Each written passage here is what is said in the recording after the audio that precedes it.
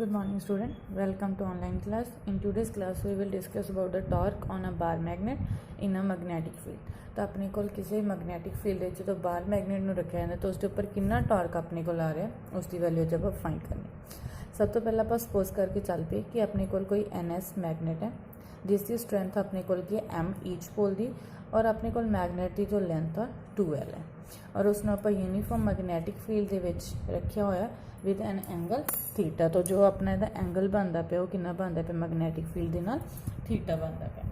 Then उस बाद अपने को जो फोर्स आ रही है एन पोल के उपर ड्यू टू मैगनैटिक फील्ड वो अपने को MB है एंड सेम अपने को S पोल के उपर भी की आ रही है MB। But N and S के उपर जो अपने को फोर्सेस आ रही ने वो की ने इक्वल ने अनलाइक ने एंड पैरल ने जिसदे नाल अपने को इत्थे कपल फॉर्म हो रहा है जिसके करके अपना जो मैगनेट है वो रोटेट हो रहा है क्लॉकवाइज ताकि वो अपने को अलाइन हो सके in the direction of magnetic field. Suppose कर ले अपने को इत्थे ड्रा करते पे कोई एक NA अपने को perpendicular to magnetic field and SA parallel to magnetic field. Then torque acting on the bar magnet. Then आप फाइंड करने वैल्यू टॉर्क की।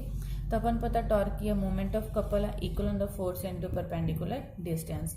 तो अपने को जो फोर्स है किसी भी अपने को पोल के उपर वो MB आ रही है इनटू परपेंडिकुलर डिस्टेंस अपना NA। बट NA की वैल्यू अपने को नहीं है तो आप ले लिया ट्रायंगल NAS जिस साइन थीटा अपने को किस इक्वल होंगे परपेंडिकुलर अपॉन हाइपोटेन्यूज।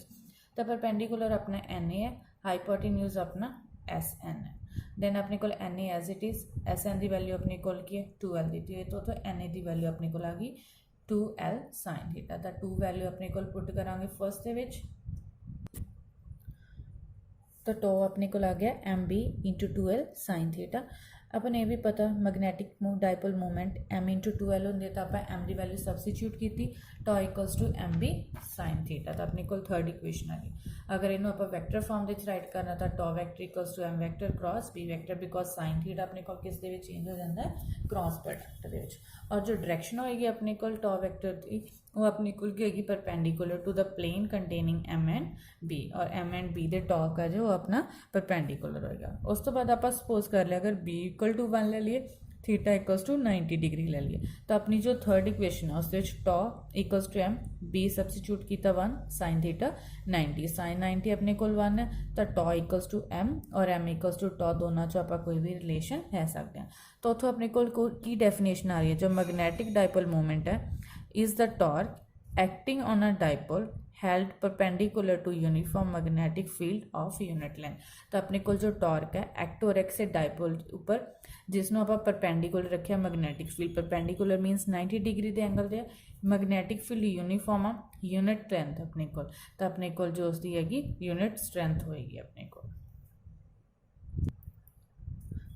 उस तो बाद अपने को potential energy magnetic dipole movement की फाइंड करनी है सेम मैगनैटिक फील्ड के विच। तो अपने को first potential energy magnetic dipole movement की होगी in a magnetic field is the energy possessed by the dipole due to its particular position in the field। तो अपने को किसी पर्टिकुलर पोजीशन के जो डाइपोल आप उस रखा होया तो मैगनैटिक फील्ड में जो एनर्जी पोसैस करता पाया मैगनैटिक डाइपोल। सपोज कर लिया कहते magnetic dipole movement M vector है हैल्ड किया उन्होंने आप एंगल थीटा के नाल direction of uniform magnetic field तो आप मैगनीट्यूड होने टॉर्क का फाइंड किया tau equals to MB sine theta. Torque अपने को 10 to line the dipole in direction तो जो टॉर्क लग रहा अपने को वो अपने को जो मैगनेट आ उसनों अपने को कि मैगनैटिक फील्ड की डायरेक्शन के अलाइन करना चाहता है तो वो करके work done has to be done in rotating the pole against the action of torque. तो टॉर्क के अगेंस्ट अपने को एक वर्क डन हो रहा जो अपने को के पोल में रोटेट होने तो रोक रहा। This work done is stored in the magnetic dipole as potential energy of in energy the dipole. तो जो अपने को टॉर्क लग रहा है उसके अगेंस्ट जो वर्क हो रहा वर्क डन अपने को स्टोर्ड है magnetic dipole as a potential energy.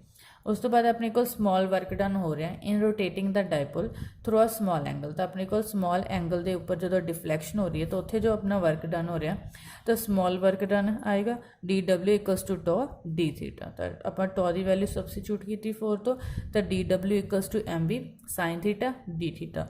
और जो अपना वर्क डन हो रहा है रोटेट करने dipole theta equal to theta 1 to theta equal to theta 2 is तो इसका अपने को इंटीग्रेशन किया कंप्लीट, तो W इक्वल्स टू इंटीग्रेशन हो रही है θ1 to θ2 MB sin theta d theta.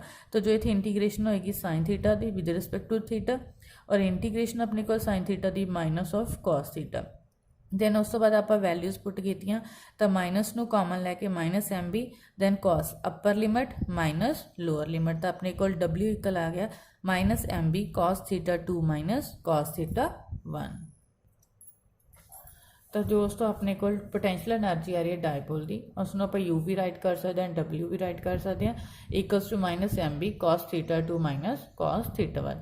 तो उस उन्होंने कहता θ1 अपने को 90 डिग्री है, θ2 अपने को थीटा, तो उसकी वैल्यू पुट की minus MB as it is cos θ2 नूं आपां थीटा माइनस cos θ1 अपने को 90 डिग्री, और cos 90 0 होंगे, तो W equals to minus MB cos theta के इक्वल आ गया। और in vector form U equals to minus M vector dot B vector. अगर स्पेशल केस आ रहे when theta equals to 0, theta अपने को की ले लिया आप 0 ले लिया, cos 0 अपने को 1 आएगा, U equals to minus MB, तो जो अपना है पोटेंशियल एनर्जी की होगी अपने को मिनीमम होगी जो थीटा 0 है। वैन थीटा इक्वल्स टू 90, तो साइन 90 सॉरी cos 90 0, तो पोटेंशियल एनर्जी अपनी 0 हो जाएगी। After that theta equals to 180, मतलब अपोजिट डायरेक्शन दे विच हो गया एंटी पैरल, तो U equals to minus MB cos 180, cos 180 equals to -1 minus minus plus, तो U equals to MB minus potential energy अपने को मैक्सिमम होएगी।